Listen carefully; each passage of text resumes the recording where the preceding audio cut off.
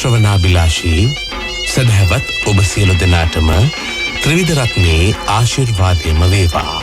උතුම් බුදුබණ පදයක් ශ්‍රවණය කරනවස් අදත් ලක්හඬ සිත නිවන බුදුබණ සුමధుර ධර්මානුශාසනාව සමගින් එකතු වන මොහොත. සදහවතුනි, ධර්ම ශ්‍රවණය සඳහා අපි සාදු සිත පෙරදැරිව තැන්පත්ව සූදානම් වෙමු. අද මේ උතුම් ධර්මානුශාසනාව සඳහා දායකත්වයෙන් ගෙන කටයුතු කරන්නට යෙදෙන්නේ පිළියන්දල දේවාල පාරේ අංක 134 B3 නිවසේ පදිංචි NK චමින්දද සිල්වා මහතා සහ දනුෂා චන්දිමාලි සිරිවර්ධන, විශ්මී තත්සරා, මිනාලි මන්දිරා, දේවාන් දෙව්සිතු යන දූ දරුවන් විසින් අද දවසේ ලක්හඬ සිත නිවන බුදුබණ සුමధుර ධර්මානුශාසනාව සඳහා අපි ඊ타මත්ම ගෞරවයෙන් ඇරයුම් කොට මේ ධර්ම මණ්ඩපයේ වෙත වැඩම කරවා ගන්නට යෙදුනේ හොරණ සීල සුවාරණ භික්ෂු ගිලන් මධ්‍යස්ථානයේ අනුශාසක ධූරන්දර අතිපූජ්‍ය ගලිගමුවේ ඥානදීප ස්වාමීන් වහන්සේ. අපේ හාමුදුරුවනේ, ඔබ වහන්සේව ඊ타මත්ම ගෞරවයෙන් පිළිගනිමින් සදහැ සිතින් ඇරයුම් කරනවා. මේ සියලු දෙනා වෙනුවෙන් ලක්හඬ සිත නිවන බුදුබණ සුමధుර ධර්මානුශාසනාව පවත්වන හැටියට අවසරයි අපේ හාමුදුරුවනේ. සාදු සාදු සාදු.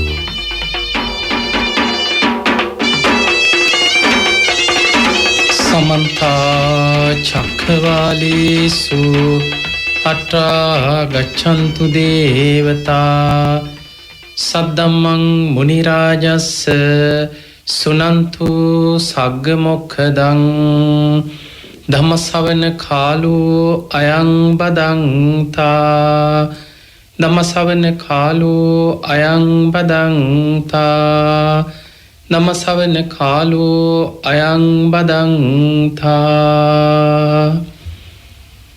නමෝ තස්ස භගවතු අරහතු සම්මා සම්බුද්දස්ස නමෝ තස්ස භගවතු අරහතු සම්මා සම්බුද්දස්ස නමෝ තස්ස භගවතු අරහතු සම්මා සම්බුද්දස්ස. හැම දිනාටම තෙරුවන් සරණ ප්‍රාර්ථනා කරමින් අද ඔබ හැම දිනෙකම ඔබේ ජීවිතයට ඊටාම වැදගත් වටිනා ධර්ම කාරණා රැසක් ශ්‍රවණය කරන්නයි මේ ධර්ම ශ්‍රවණයත් එක්ක එකතු වෙන්නේ. ඉතින් මේ බණහන ලක්වාසී ලෝවාසී ඔබ හැම දිනාටමත් ධර්මයේ ශ්‍රවණය කරන සෑම සියලු දෙනාටමත් මේ උතුම් ධර්ම ශ්‍රවණය නිවන් දොරටුවක් බවටම පත් වේවා කියලා අපි මුලින්ම ආශිර්වාද ප්‍රාර්ථනා කරනවා. පින්වතුනි, අද අපි මේ ධර්ම දේශනාවෙන් ඔබට පැහැදිලි කරලා විස්තර කරලා දෙන්න උත්සාහ කරන්නේ අපි කවුරුත් ඉපදුනා නම් අපිට උරුම වෙන දායාදයක් තියෙනවා. මේ ලෝකේ සෑම කෙනෙකුටම ඉපදුනා නම් ඒ කාන්තෙන් වයසට යනවා. උපන්නා වූ සෑම සත්වයාම දවසින් දවස වයසට යනවා. අපි කවුරුත් කොහේ හෝ ඉපදුනා නම් ලෙඩ රෝගවලට ගොදුරු වෙන්න සිද්ධ වෙනවා. ඊළඟට ඉපදුනා නම් ශෝක පරිදේව දුක්ඛ දෝමනස් උපායාස ආදී දුක් දුම්නස් අපි කරා ලැබෙනවා. ඒ විතරක් නෙමෙයි, උපන්නා වූ සෑම සත්වයාම නත්ති ජාතස් සමරණ, නොමෙරී ඉන්න පුළුවන් ක්‍රමයක් මේ ලෝකේ කාටවත් නැහැ. මනුස්සයන්ට විතරක් නෙමෙයි, ඔබට හිතෙන්න පුළුවන් දෙවියන්ට ওই ප්‍රශ්නේ නැහැනේ, දෙව්ලොව ඉපදිච්ච අයට ඔය කිසිම ප්‍රශ්නයක් නැහැ කියලා හිතෙන්න පුළුවන්.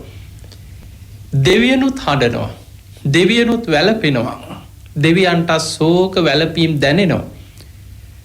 අංගුත්තර නිකායේ සඳහන් වෙනවා ගයිහ සූත්‍රය කියලා දේශනාව. මේ දේශනාවේ බුදුරජාණන් වහන්සේ විස්තර කරනවා, මහණෙනි, මේ ලෝකේ දෙවියොත් මිනිස්යොත් දුකසේ කාලය ගත කරනවා. දෙවියොත් මිනිස්යොත් ප්‍රියයන්ගෙන් වෙන්වීම තුළ දුක් විඳිනවා. තමන්ගේ ඇහැට ප්‍රියමනාප රූප අහිමිවීම තුළ දුක් විඳිනවා. කනට ඇහිච්ච ප්‍රියමනාප ශබ්ද අහිමිවීම තුළ දුක් විඳිනවා. නාසයට දැනිච්ච ගඳ සුවඳ අහිමි වීම තුළ දුක් විඳිනවා. දිවට දැනිච්ච රසය අහිමි වීම තුළ මේ ලෝකෙ දෙවියොත් මිනිස්සුයොත් දුක් විඳිනවා. කයට දැනිච්ච පහස අහිමි වීම තුළ දුක් විඳිනවා. මනසින් මේවා ගැන හිතා ඇති කරගත්ත මේ මනෝමය ලෝකය අතහරින්න වෙනකොට මේවා කඩාගෙන වැටෙනකොට ඒවා අතහැර ගන්න බැරුව මේ ලෝකෙ දෙවියොත් මිනිස්සුයොත් දුක් විඳිනවා. ඒක බුදුරජාණන් වහන්සේ ලස්සනට පෙන්නනවා. ඔබ උදාහරණ වලින් ගලපලා තේරුම් ගන්න අපේ ජීවිතවලට කොහොමද මේවා බලපාලා තියෙන්නේ කියලා. බුදුරජාණන් වහන්සේ වදාළ මහණෙනි මේ ලෝකේ දෙවියොත් මිනිස්සුයෝ ජීවිතේ නවාතැන්පල කරගන්නේ ඇහැට පේන ප්‍රියමනාප රූප, කනට ඇහෙන ප්‍රියමනාප ශබ්ද, නාසයට දැනෙන ප්‍රියමනාප ගඳ සුවඳ, දිවට දැනෙන රස, කයට දැනෙන පහස, ඒවා ජීවිතේ නවාතැන්පල කරගෙන ඒ තුල හිතෙන් ගොඩ නගනවා ප්‍රපංච බැඳීම්, සිහින ලෝක හදාගෙන මනසෙන් ඒවා තුල ජීවත් වෙනවා. මේ මනෝමය ලෝකයක් තුල මිනිස්සු ජීවත් වෙනවා. දෙවියොත් එහෙමයි. මේ මගේ පුතා, මේ මගේ දරුවා, මේ මගේ ස්වාමියා, මේ මගේ බිරිඳ, මේ මගේ ගෙවල් දොරවල්, මේ මං හම්බ කරපු දේ, මේ මගේ වස්තුව, මේ මගේ වාහනේ, මේ මගේ උයන, මේ මගේ ඉඩකඩම්, මේ මගේ ගොඩනැගිලි, මේ මගේ ව්‍යාපාර. අපි මේවට බැඳෙන්නේ කොහොමද කියලා ඔබ හිතන්න. ඇසට පේන රූපයක් ඔස්සේ, කනට ඇහෙන ශබ්දයක් ඔස්සේ, නාසයට දැනෙන ගඳ සුවඳ ඔස්සේ, දිවට දැනෙන රස ඔස්සේ, කයට දැනෙන පහස. මේ පංච කාමයන් ඔස්සේ තමයි මේ සියලු කාම බන්ධන අපි හදාගෙන තියෙන්නේ. දෙවියොත් එහෙමයි. දෙවියන්ට කෙලෙස් තියෙනවා. ඒ නිසා දෙවියන්ටත් ආදරය, තරහව, ගැටීම, ද්වේෂය, බය, තැති ගැනීම දැන් දජග්ග සූත්‍රය බහලා ඇතිනේ. භයංවා චම්බිතත්තංවා ලෝමහංසෝවා. දෙවියොත් බය වෙනවා. දෙවියොත් තැති ගන්නවා. දෙවිවරුත් ලොමු ඩැහැ ගන්නවා. එතකොට මේ ස්වභාවයේ දෙවියන්ට මිනිස්යන්ට කාටත් ඇති වෙනවා ලෝකේ.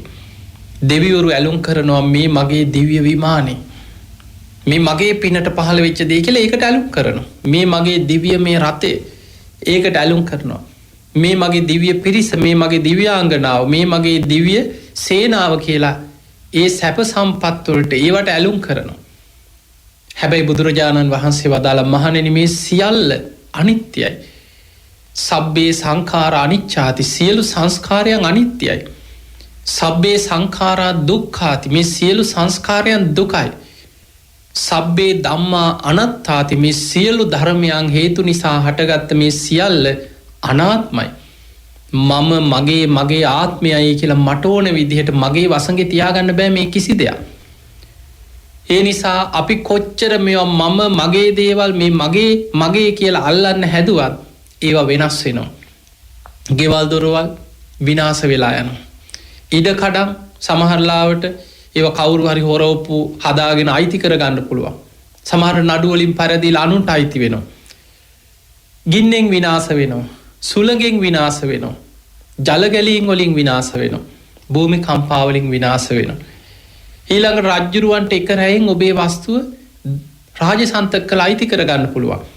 මේ මගේ ගොඩනැගිලි, මගේ ව්‍යාපාරෝ මොනවා කියවත් එක රැයෙන් මේවා සියල්ල අහිමි වෙන්න පුළුවන්. ඔබේ දරුවෝ ඔබ හිතනවා අනේ මේ අය මාව අතහැරලා යන්න එපා.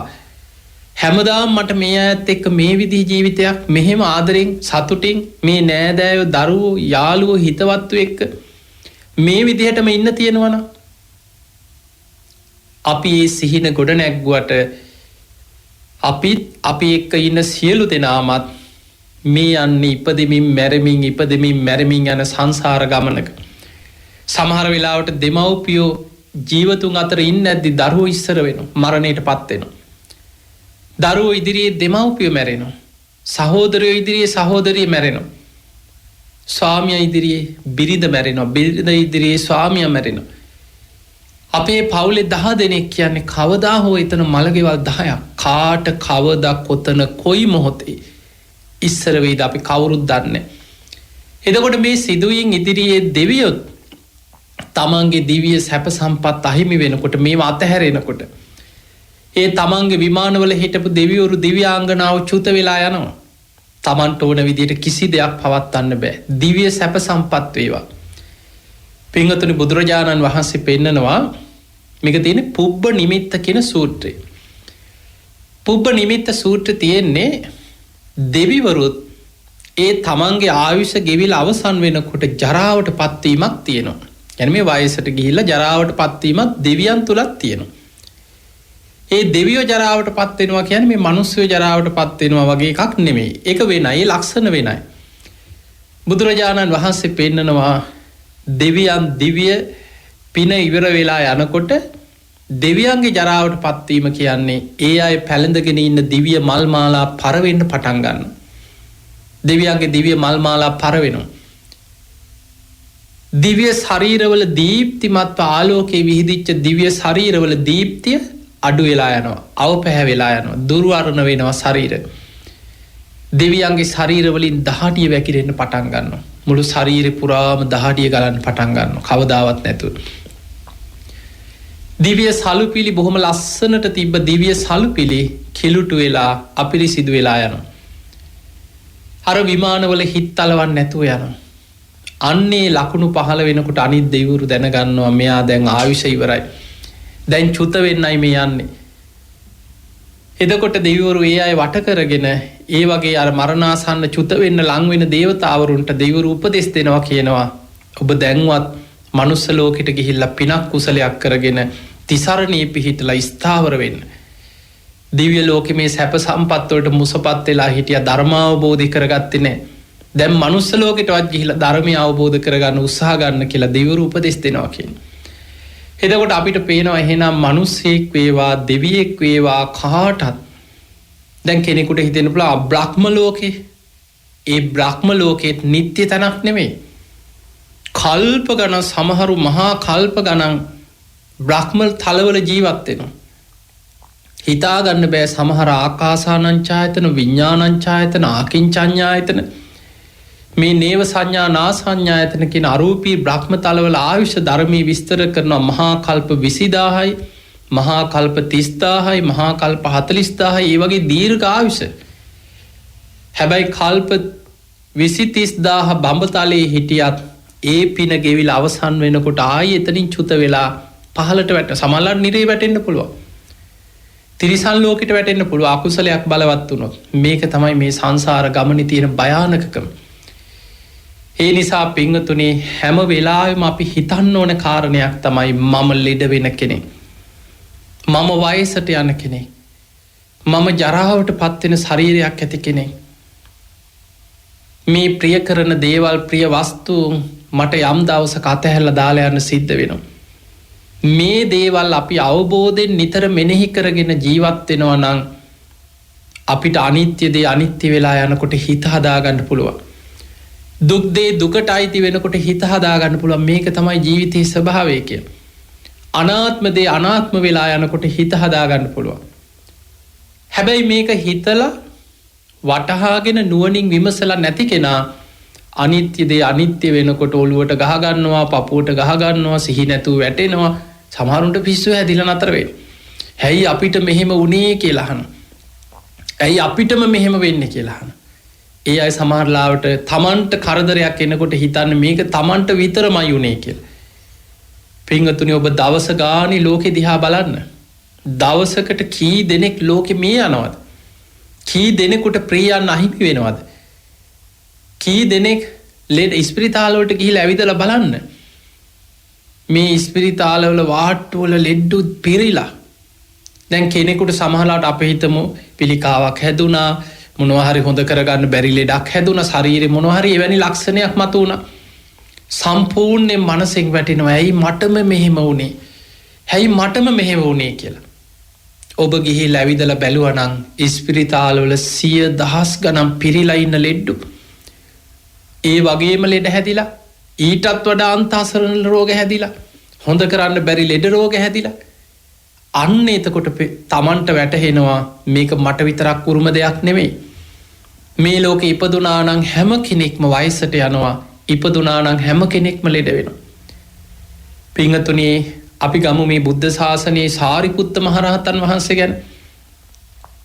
ඔබ දන්නවා සාරිපුත්ත මහරහතන් වහන්සේ ඒකා සංකේය කල්ප ලක්ෂයක් පාරමී පුරාගෙන ආපු කෙනෙක් අග්‍රශ්‍රාවක තනතුරක් වෙනුවෙන්.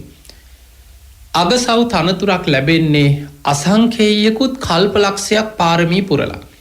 සසරේ අසංකේයකුත් මහා කල්ප ලක්ෂයක් දාන සීල නෛෂ්ක්‍රම්‍ය ප්‍රඥා වීරිය කාන්ති සච්ච අධිඨාන මෛත්‍රී උපේක්ඛා කියන මේ සසර පින් කරලා ඒ පාරමී බලයෙන් තමයි බුදුවරුන්ගේ විවරණ ලබාගෙන ඇවිල්ලා මේකෙන අනාගතයේ මේ බුද්ධ ශාසනයේ අග්‍රශ්‍රාවක තනතුරු ලබනවා කියලා විවරණ ගත්ත කෙනෙක්.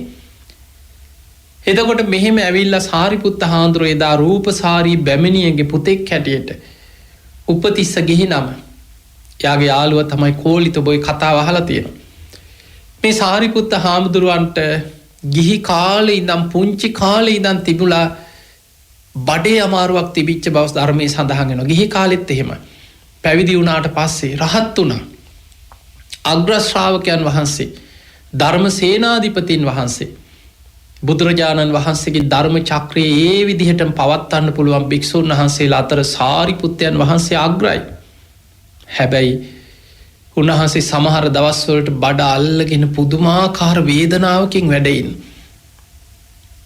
යම් සමහර වෙලාවට සමහර බෙහෙත්වලට දවසක් දෙකක් ටිකක් අඩු වෙනවා යටපත් වෙනවා. සමහර ලෙඩ තියෙනවා පිංගතුනි, ඒවට කියන්නේ කර්මජ රෝග.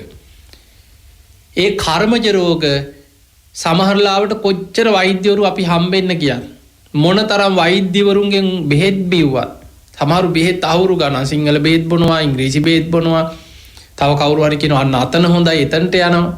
මෙන්න මෙතන හොඳයි එතනට යනවා. කියන මුළු ජීවිත කාලෙම බෙහෙත් ඖෂධ එක්ක ඉන්නවා. හැබැයි ලෙඩේ එහෙමමයි. ආයි මතුවෙනවා. කර්මජ රෝග. පෙර සසරේ කර්ම විපාක වලින් හැදෙන ලෙඩ රෝග තියෙනවා. ඒවා අපි විඳවලා ගෙවලා අවසන් කර යුතු දේවල් තියෙනවා. සාරිපුත්ත හාමුදුරන්ටත් මේ බඩේ අමාරුව කර්මජ රෝගයක් කියලා සඳහන් වෙනවා. පෙර සසරේ කර්ම විපාකයක්. ධර්මයේ සඳහන් වෙනවා බොහෝ තැන්වල උන්වහන්සේට ওই බඩේ අමාරුව හැදිච්ච අවස්ථා ගැන බොහෝ දේශනාවල සඳහන් වෙනවා. දවසක් මුගලන් මහරහතන් වහන්සේ සාරිපුත්ත හාමුදුරන්ගේ කුටියට වැඩියා. සාරිපුත්ත හාමුදුරුව පුදුම වේදනාවකින් බඩ අල්ලගෙන පුදුමාකාර අමාරුවකින්, හැබැයි උන්වහන්සේ වේදනාව අනිත්‍ය මෙනෙහි කරමින් ධර්මයේ මෙනෙහි කරමින්, මොකද උන්වහන්සේ කෙලෙස් ප්‍රහාණය කරපු කෙනෙක්. ඒ විඳීම මුල් කරගෙන තණ්හා උපදින්නේ නැහැ. ඒ වේදනාවේ ස්පර්ශයෙන් ඇතිවන අනිත්‍ය මෙනෙහි කරනවා. හැබැයි වේදනාව දැනෙනවා. ඒකත් එක්ක ගැටීමක් ඇති වෙන්නේ නැහැ. ඒ වේදනාව විඳිනවා. මුගලන් හාමුදුරුවෝ ඇහුවා සාරිපුත්තයන් වහන්සේ ඔබ වහන්සේට ගොඩාක් අමාරුයි වගේ. ඔබ වහන්සේගේ වේදනාව එන්න වැඩි වෙන පාටයි.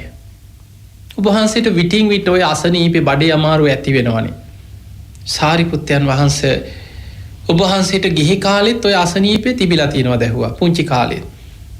එතකොට සාරිපුත්ත මහරහතන් වහන්සේ කියන මොග්ගල්ලාන මේක මගේ කර්මජ රෝගයක්. බොහෝ කාලයක් ඉඳන් විටින් විට මේ රෝගෙ මට ඇති වෙලා තියෙනවා. එතකොට ටික දවසක් හොඳට ඉන්න ආයි මතුවෙලා එනවා. ආයි ටික කාලයක් ගියාම ආයි බඩේ අමාරු වෙනවා. එතකොට මේ රෝගෙ විටින් විට මතුවෙනවා. ගිහි කාලේ ගෙදර ඉන්නකොටත් ඔය ලෙඩේ පුංචි කාලෙත් මට ඔහොම තිබ්බා කියනවා. එතකොට මුගලන් හාමුදුරුවෝ අහනවා සාරිපුත්තය ඔබ වහන්සේට ඒ කාලේ මොනවා හරි බෙහෙතක් විශේෂ බෙහෙතක් ඔය ලෙඩේ අඩු වෙන්න ඔබ වහන්සේ ගත්තා කියලා මතකයක් තියෙනවද? එතකොට සාරිපුත්ත හාමුදුරුවෝ කියනවා ඒ කාලේ අම්මා රූපසාරී බැමිණිය ගිහි කාලේ ගෙදර ඉන්නකොට නම් මේ බඩේ අමාරුව හැදුනහම මෙන්න මේ කියන බෙහෙත් වර්ග ටික යොදලා කැඳක් හදනවා. බෙහෙත් කැඳක්.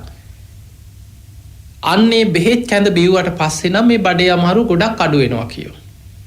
දැන් මේ කතා බහ සාරිපුත්ත හාමුදුරුවොත් එක්ක මුගලන් මහරහතන් වහන්සේ සරියුත් මහරහතන් වහන්සේ කතා වුණා. ওই කතා වෙනකොට ඔතන හිටියා උක්ෂ දේවතාවෙක්. ඒ උක්ෂ දේවතාව මේ කතාව අහගෙන හිටියා. මුගලන් මහරහතන් වහන්සේ කියනවා සාරිපුත්තයන් වහන්සේ ඔබ වහන්සේ බොහෝ පින්වන්ත කෙනෙක්. ඔබ වහන්සේගේ පිනට ওই බෙහෙත අපිට ලැබෙයි. දැන් ඕක අහගෙන හිටිය අර අමනුෂ්‍යයා. මේ උක්ෂදේ මතක තියාගන්න උක්ෂ දේවි කෙනෙක් වුණත් මොන දෙවි කෙනෙක් වුණත් දෙවිවරු ඔක්කොම සම්මාදිට්ඨික නෙමෙයි ලෝකේ. සම්මාදිට්ඨික දෙවිවරුත් ඉන්නවා, මිත්‍යා දෘෂ්ටික දෙවිවරුත් ඉන්නවා, ගැටුමට බර දෙවිවරු ඉන්නවා. ඒකනේ සුරාසුර යුද්ධ දිව්‍ය ලෝකවලත් ගැටුම් ඇති වෙනවා යුද්ධ ඇති වෙනවා. එතකොට මේ උක්ෂ දේවතාව මේක අහගෙන ඉඳලා කල්පනා කරා මට පින් කරගන්න අවස්ථාව. මං කොහොම හරි හෙට ඔය පිණ්ඩපාතේ වඩිනකොට හෙට උදේම මේ කැඳ උන්වහන්සේට ලැබෙන විදිහේ ක්‍රමයක් යොදන්න ඕන කියලා. දැන් එදා රාත්‍රී ඉතින් කොහොම අමාරුවෙන් අර උන්වහන්සේ අර වේදනාව දරාගෙන වැඩ සිටියා. පහවදා උදේ දැන් පිණ්ඩපාතේ ආගන්නත් අමාරු. මුගලන් හාමුදුරුවෝ කිව්වා සාරිපුත්තයන් වහන්සේ ඔබ වහන්සේ උම වැඩ ඉන්න. ඔබ වහන්සේට තාම අසනීපයිනේ. මම පිණ්ඩපාතේ ගිහිල්ලා ඔබ වහන්සේට දාන ටිකක් අරගෙන එන්නම්. හොඳයි කියලා දැන් සාරිපුත්ත හාමුදුරුවෝ වැඩ හිටියා. මුගලන් මහරහතන් වහන්සේ පිණ්ඩපාතේ වැඩියා. එහෙම වැඩම කරද්දී යන පළවෙනි ගෙදරින්ම පිණ්ඩපාතේ යනකොට අර කැඳේක හදලා ස්වාමීනි ඔබ වහන්සේට අද විශේෂ බෙහෙත් කැඳක් අපි ගෙදර හැදුවා කියලා පාත්‍රයට අර කැඳේක පූජා කරා. මුගලන් මහරහතන් වහන්සේට මතක් වුණා ඊයේ රාත්‍රී අපි කතා කරපු සාරිපුත්තයන් වහන්සේගේ බඩේ අමාරුවට මේ ගන්න කැඳ නේද අද මේ හම්බුනේ. හරිම ආශ්චර්යයි. සාරිපුත්තයන් වහන්සේ මහා පින්වන්ත කෙනෙක්. උන්වහන්සේගේ පිනටමයි මේ කැඳේක නම් අද ලැබිලා තියෙන්නේ. කැඳ පාත්‍රය අරගෙන උන්වහන්සේ ඉක්මනට ආවා සාරිපුත්ත මහරහතන් වහන්සේ ගාවට. ආපහු ඇවිල්ලා කිව්වා සාරිපුත්තයන් වහන්සේ ඔබ වහන්සේ හරි පින්වන්තයි. ඊයේ රාත්‍රී අපි කතා වුණා ඔබ වහන්සේගේ අසනීපෙට ඔබ වහන්සේගේ මෑණියන් හදලා පූජා කරපු මේ බෙහෙත් කැඳ ගැන. ඒ බෙහෙත් කැඳ අද පිණ්ඩපාතේ යනකොට ඒ විදිහටම සකස් කරලා ගිය පළවෙනි තැන පළවෙනි ගෙදරින්ම ලැබුණා. ස්වාමීනි ඉක්මනට මේ කැඳේක වළඳන්න. ඔබ වහන්සේ සුවපත් වෙන්න මේ කැඳේක වළඳන්න කියෝ. සාරිපුත්ත මහරහතන් වහන්සේ මුගලන් හාමුදුරන්ගේ පාත්‍රය අතට ගත්තා. හැබැයි පාත්‍රය අතට අරගෙන කැඳ එක වළඳන්න ලං කරලා ආයමත් උන්වහන්සේ හිතුවා කොහොමද මේ කැඳේක එහෙම ලැබුණේ. මොකද අපි මෙතන කාටවත් හදලා දෙන්න කීවේ නෑ කවුරුත් මෙතන හිටියෙත් නෑ පේන්න. සාරිපුත්ත හාමුදුරුවෝයි මුගලන් මහරහතන් වහන්සේ විතරයි මේ සාකච්ඡාවේ යෙදුනේ එදා එතන කලින් දවසේ රාත්‍රී. උන්වහන්සේ අධිෂ්ඨාන කරලා ප්‍රඥාවෙන් නුවණින් බැලුවා කොහොමද මේ කැඳේක ලැබුණේ. බලනකොට උන්වහන්සේ දැක්කා මේ කතාව අහගෙන ඉඳලා උක්ෂ දේවතාවේ මේ දේවතාව ගිහිල්ලා අර ගෙදර කාන්තාවකට ආවේශ වෙනවා. ඒ ශරීරයට ඇතුල් වෙලා ඒ කැඳ හදවනවා ඒ සකස් කරලා පූජා කරලා තියෙනවා. සාරිපුත්ත මහරහතන් වහන්සේ කැඳ පාත්‍රයේ හේමම බිමට හැලුවා. මුළු පාත්‍රයේම බිමට හැලුවා. උන්වහන්සේගේ අසනීපෙට බෙහෙතක් හැටියට ලැබිච්ච බෙහෙත් කැඳ. උන්වහන්සේ අධිෂ්ඨාන කරන්නේ මේ කැඳේක ආජීවයෙන් අපිරිසිදුයි. මේක පිරිසිදු කැඳක් නෙමෙයි. කෙනෙකුට හිංසා කරලා කෙනෙකුට පීඩා කරලා මේ අමනුස්සේ කෙනෙකුට ශරීරයට ඇතුල් වෙලා මේ ඒ කෙනාට හිංසාවක් කරලා බය කරවලා හදවපු කැඳක් මේ. මේක මං වළඳන්නේ කියලා කැඳේක හේම හැලුවා. කැඳ ටික පොළොවට හැලුනේ යම්සේද ඒ කැඳ ටික හැලෙනවා සමගම උන්වහන්සේගේ රෝගයත් ඒ විදිහටම එහෙම යටපත් වෙලා කැඳ ටික හැලිලා අවසන් වෙනවා වගේම රෝගය එහෙම සුවපත් වුණා කියන මේ සීලේ තියෙන ආශ්චර්යය. උන්වහන්සේගේ අර තියෙන සත්‍යවාදී ගුණය ආජීවයේ පිරිසිදු ගුණේ තියෙන ආශ්චර්යය ඒ සැනින් උන්වහන්සේ සුවපත් වුණා. ඊට පස්සේ ආයමත් ඔය රෝගේ වැළඳුනේ බොහෝ කාලයකට පස්සේ සාරිපුත්ත මහරහතන් වහන්සේ පිරිනිවන් පාන ආසන්න කාලෙ වෙනකොට මේ රෝගේ ආයමත වුණා. සාරිපුත්ත හාමුදුරුවෝ පිරිනිවන් පෑවේ අපේ බුදුරජාණන් වහන්සේ පිරිනිවන් පාන හරියටම අවුරුද්දකට කලින් සාරිපුත්ත හාමුදුරුවෝ පිරිනිවන් පානවා. දවසක් සාරිපුත්ත මහරහතන් වහන්සේ භාවනා කරනකොට දැක්කා උන්වහන්සේගේ ආයුෂ ගෙවිලා ඉවරයි. පිරිනිවන් පාන දවස හරි දැන් ලං වෙනවා. කොහෙද මම පිරිනිවන් පාන්නේ කියලා උන්වහන්සේ දිවසින් බැලුවා. උන්වහන්සේ බැලුවා උන්වහන්සේගේ මෑණියන් දිහා. ඒ වෙනකොට දරුවෝ කීප දෙනෙක් සාරිපුත්ත හාමුදුරුවෝ තමයි වැඩිමහල් කෙනා. ඊළඟට උපසේන මහරහතන් වහන්සේ, චුන්ද මහරහතන් වහන්සේ, කදිරවණී රේවත මහරහතන් වහන්සේ මල්ලිලා ටික.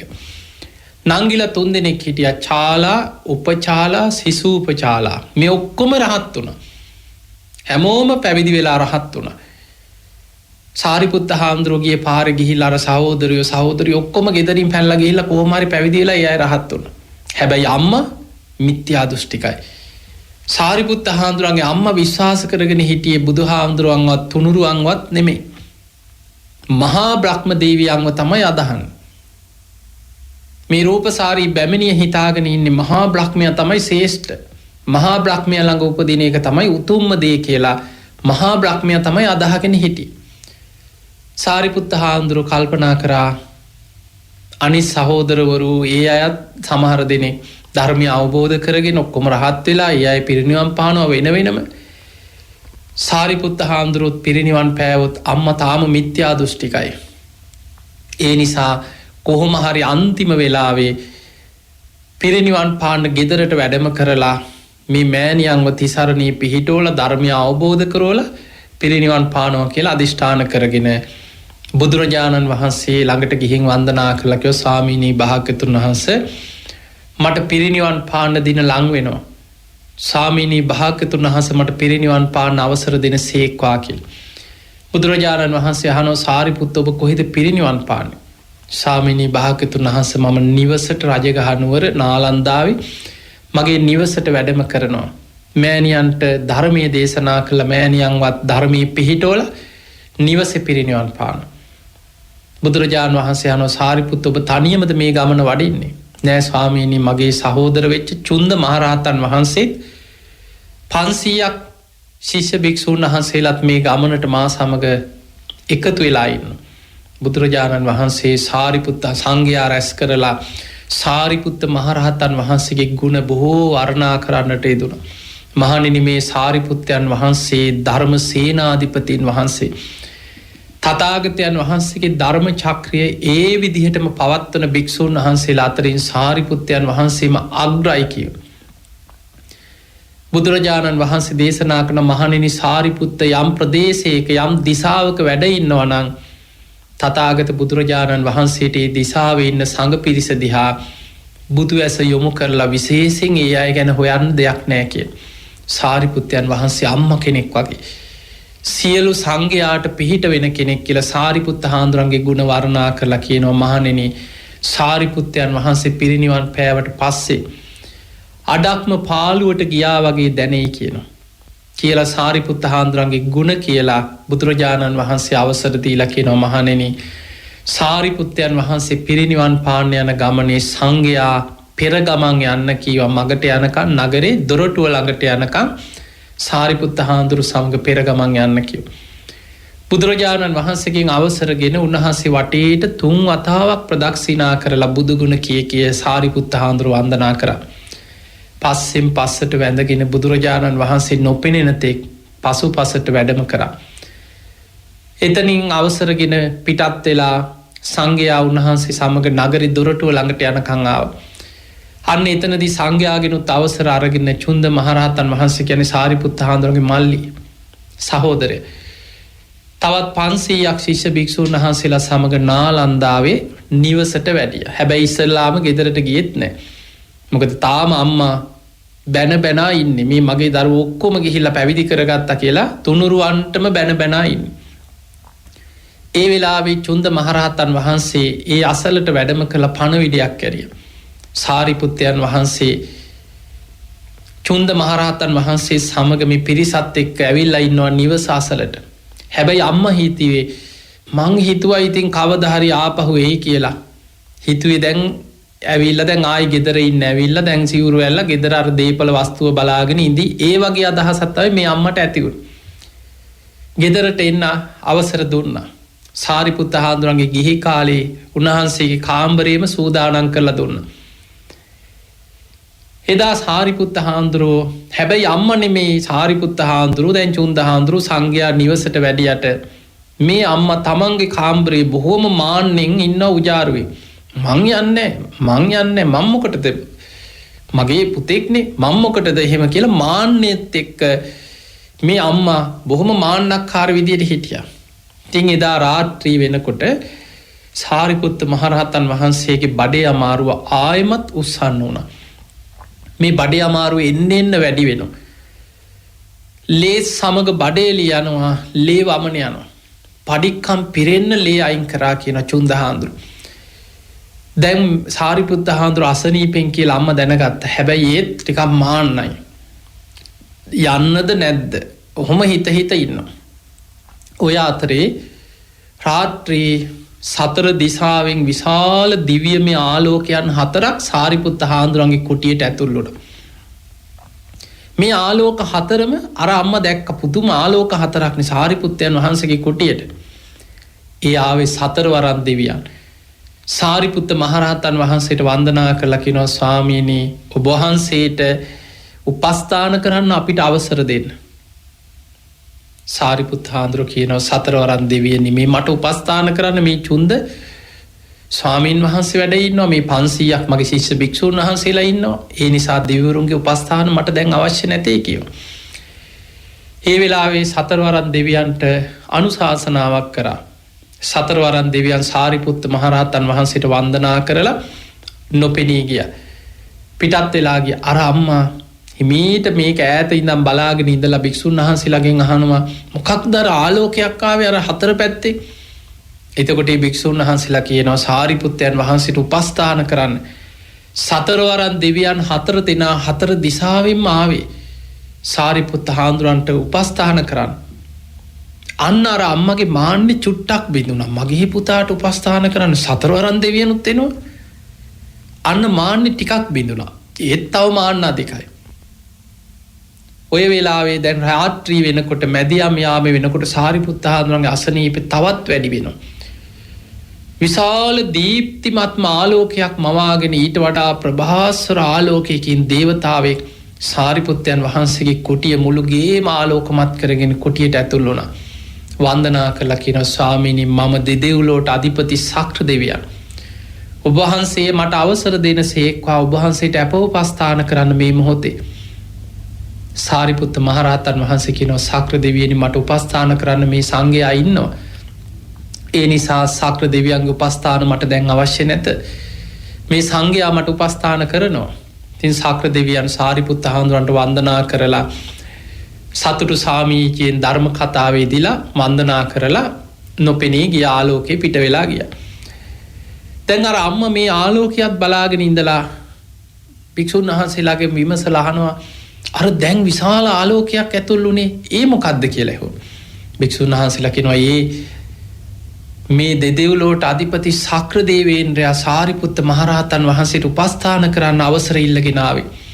සාරිපුත්තයන් වහන්සේ උපස්ථාන ප්‍රතික්ෂේප කරා සංඝයා උපස්ථාන කරනවා. අර අම්මගේ මාන්නේ තවත් ටිකක් බිඳුණා. මගේ පුතාට උපස්ථාන කරන්න ශක්‍ර දෙවියොත් එනවා. අන්න මාන්නේ තව ටිකක් බිඳුණා.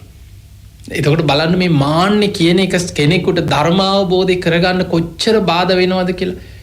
ඒකට ධර්මයේ කියන්නේ තම්බ කියලා දැඩි ගතිය.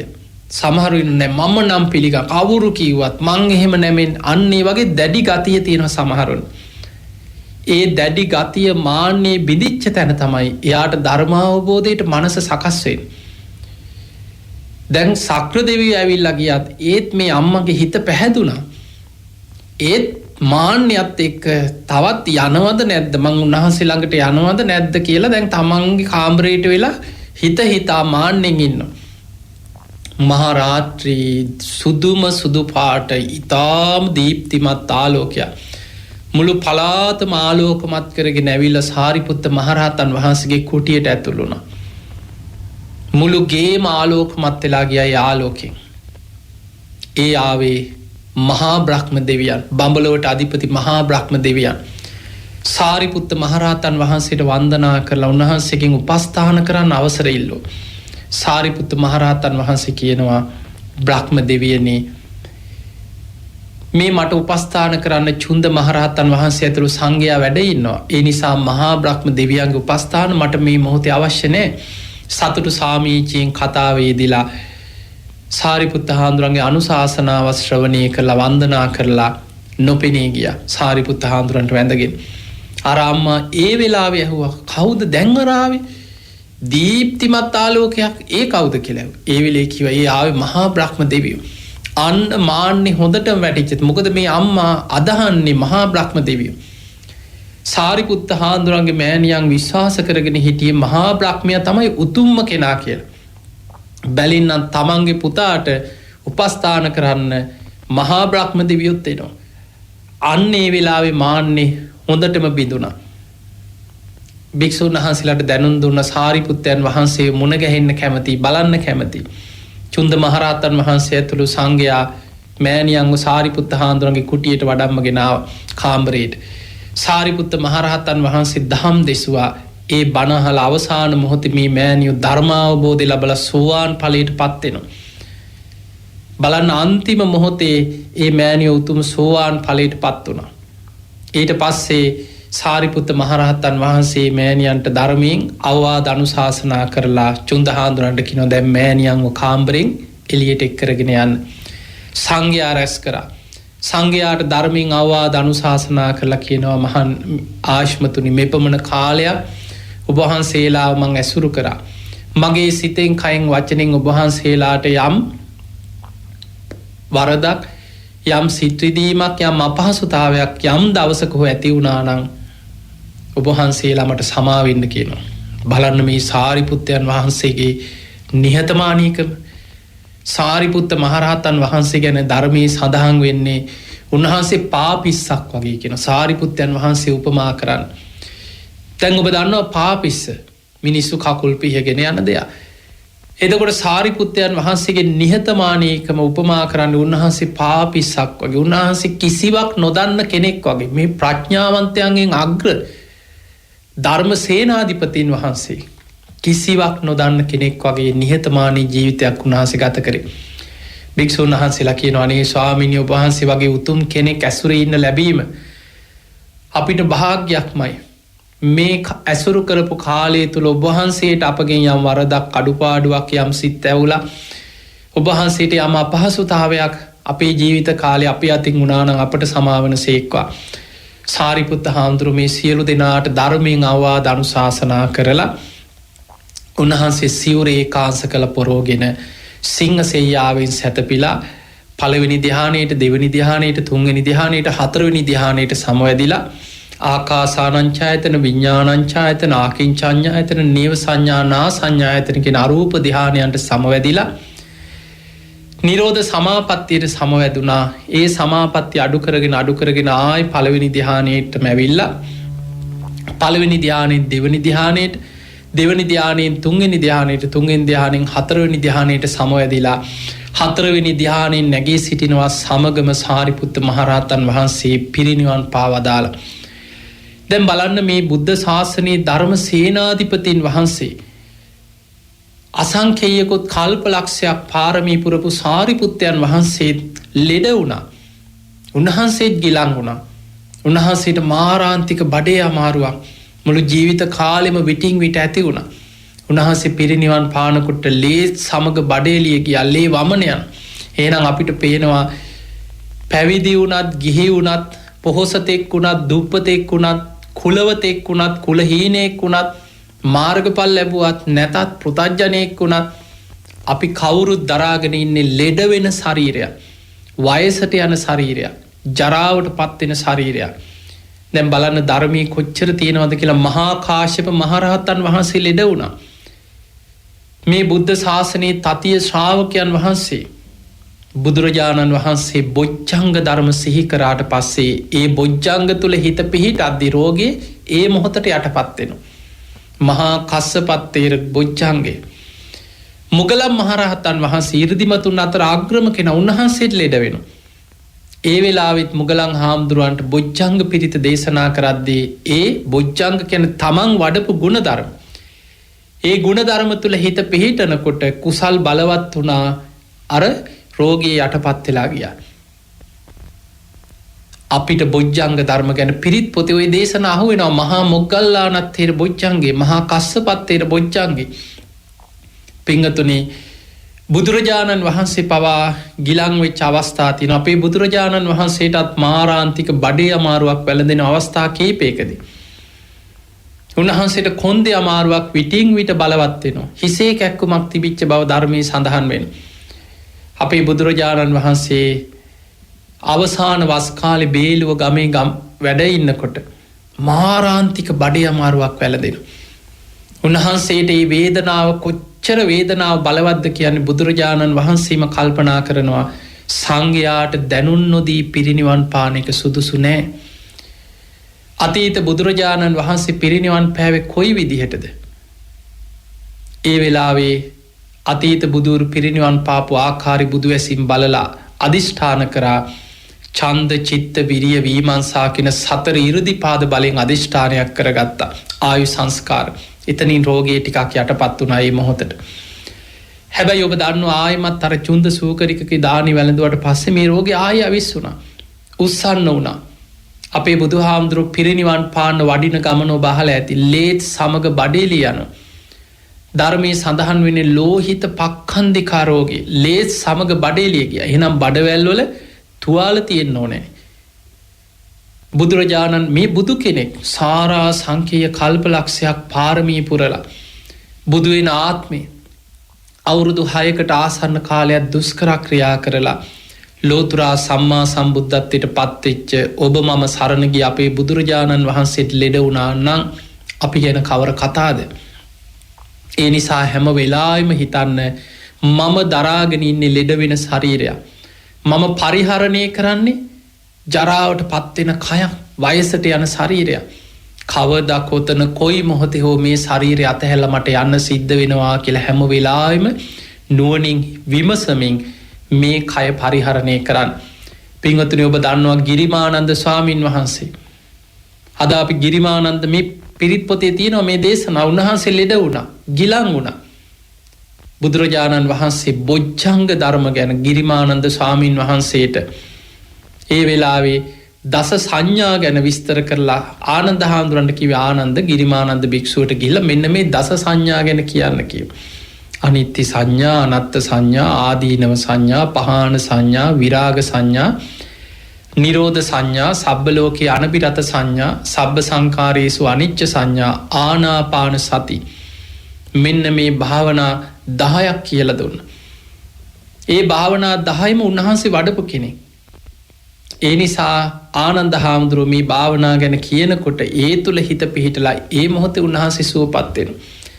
එහෙමනම් අපිට පේනවා මේ බොජ්ජංග පිරිත ඊළඟට දස සංඥා ගැන සඳහන් වෙන ගිරිමානන්ද සූත්‍ර වගේ දේශනාවල යම් පමණකට ඔබට ලෙඩක් රෝගයක් යම් කර වේදනාවක් ඇති වුනහම ඔබ වඩපු ගුණධර්ම සිහි කරලා ඒ ගුණධර්ම තුල හිත පිහිටවනකොට ඒ පින බලවත් වෙලා යම් ප්‍රමාණයකට රෝගී යටපත් වීමක් වෙනවා. හැබැයි මතක තියාගන්න අපිට සදාකාලිකව මේ ලෙඩක් නැතුව ඉපදිලා ඉන්න පුළුවන් ක්‍රමයක් ලෝකේ නැහැ. එහෙමනම් ඒක ධර්මයේ නෙමෙයි. ඔබ දන්නවා බුදුරජාණන් වහන්සේ අවබෝධ කරගත්තේ ආර්ය සත්‍ය, චතුරාර්ය සත්‍ය. ඒ ආර්ය සත්‍යයේ පළවෙනි ආර්ය සත්‍ය තමයි ජාතිපි දුක්ඛං, ඉපදීම දුකක්. ඉපදුනා නම් ඒ කාන්තෙන් ලෙඩ වෙනවා, ලෙඩවීම දුකක්. ඒක ආර්ය සත්‍යයක්. එහෙනම් අපිට ආර්ය සත්‍ය වෙනස් කරන්න බෑ. ලෙඩ වෙනවා. අපි දරාගෙන ඉන්නේ ලෙඩ වෙන ශරීරය. වයසට යනවා. ඒක ආර්ය සත්‍යයක්, දුක්ඛාර්ය සත්‍යයට අයිති දෙයක්. උපන්නා වූ සෑම සත්‍යයන් වයසට යනවා. මරණේ මරණම්පි දුක්ඛං. ඒකත් දුකට අයිති, දුක්ඛාර්ය සත්‍යයට අයිති දෙයක්. පිය විප්පයෝගෝ දුක්ඛ, ප්‍රියංගේ වෙන්වීම දුකක්. ඒකත් ආර්ය සත්‍යයක්. අප්පියෙහි සම්පයෝගෝ දුක්ඛ, ඒකත් ආර්ය සත්‍යයක්. තරහකාරයෝ, හතුරෝ, ඊර්ෂ්‍යාකාර මේ ජීවිත කාලෙම අපිට මුණ ගැහෙන්න පුළුවන්. ආර්ය සත්‍ය. යම් පිච්ඡන් නෙලබෙති තම්පි දුක. යමක් කැමති දේ, කැමති දේවල් අපිට ලැබෙන්නේ නැහැ. මගේ දේවල් මෙසේ වේවා, මෙසේ නොවේවා, අනේ මෙහෙම වෙන්න එපා. ඇයි අපිටම මෙහෙම වෙන්නේ? අපි එහෙම හිතුවා කියලා අපිට ඕන විදියට ලබන්න බෑ. අන්න ඒ නිසා මේ වෙලාවේ මේ අවබෝධය තුලින් ලෝකෙ දිහා බලන්න පුරුදු වෙන්න. අන්න ඒ නිසායි පින්වතුනි ඔබට මේ කාරණේ අද විශේෂයෙන් සිහිපත් කරලා පෙන්වුවේ. අපි කවුරුත් ලෙඩ වෙනවා. අපි කවුරුත් වයසට යනවා.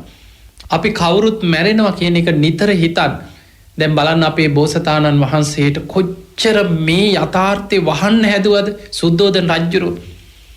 රම්මේ සුරම්මේ සුබ මාලිගාවල් හදලා සැප සම්පත් පංචකාමයන් විතරක් උන්වහන්සේට පේන්න සැලැස්සුවා. නගරේ ඉන්න ලෙඩ වෙච්ච මිනිස්සු නගරේ ඈත ප්‍රදේශයක පදිංචි කෙරෙව්වා. හදිස්සියේ හරි උන්වහන්සේ නගරේ වීදි සංචාරය කරනවා නම් රාජ බටයෝ 100,000 ගාණක් යොදවලා පාර දෙපැත්තේ ලස්සනට සරසලා සුන්දර ලස්සන දේවල් විතරයි උන්වහන්සේට පේන්න සැලැස්සුවේ. මරණාසන්න අය, ලෙඩ වෙච්ච අය, බොහොම දුක් විඳින මිනිස්සු, අසරණ දුප්පත් මිනිස්සු නගරේ ඈත ඈත ප්‍රදේශවල රජ්ජුරුවන්ගේ රාජ බලයෙන් ඒ අය වෙන ප්‍රදේශවල පදිංචි කෙරෙව්වා. නගර සිරි නරඹන්න යන මාවත් නගර වීදි සංචාරි කරද්දි හැම වෙලාවෙම සුන්දර දේවල් විතරක් බෝසතාණන් වහන්සේට පේන්න සැලැස්සුවා. අංගුත්තර නිකායේ සඳහන් වෙනවා සක්‍ර දෙවියන්ගේ මැදිහත් වීමෙන් සක් දෙවිදු සතර පිරිනිමිති පේන සලස්සන. මහල්ලෙක් දකින්නකොටම උන්වහන්සේට විමසන්න පටන් ගත සසර පින කියන්නේ මේ කවුද? චන්නගෙන් අහනවා. චන්න කියනවා මේ තමයි මහල්ලෙක්. එතකොට මමත් මෙහෙම වෙනවද? මමත් වයසට යනවද? ඔබත් වයසට යනවා. එතකොට මගේ අම්මා තාත්තා, මගේ ඥාතීන්, ඔබ චන්න ඔබ මමත් වයසට යනවා. සුද්ධෝදන රජුරුවත් වයසට යනවා. සුළු මෑණියන් හැටියට හිටපු මහා ප්‍රජාපති ගෝතමී ඒ ඇත් වයසට යනවා. හැමෝම වයසට යනවා. මෙහෙම වෙනවා. අන්න උන්වහන්සේ එතන ඉඳන් විමසන්න පටන් ගත්තා. වයසට යාමත් සමගම තරුණකම අවසන් වෙනවා නම් මොකක්ද මේ ජීවිතේ? අපි ආපහු යන් කියලා උයනට යන ගමන ආපහු හරවලා මාලිගාවට ඇවිල්ලා මේ ගැන විමසන්න පටන් ගත්තා. ආයි දවසක ආයමත් යනකොට හොඳටම ලෙඩ වෙලා රෝගියෙක් දකින්න ලැබුණා. චන්න මේ කවුද කියලා ඇහුවා. චන්න කිව්වා ඔය ලෙඩෙක්.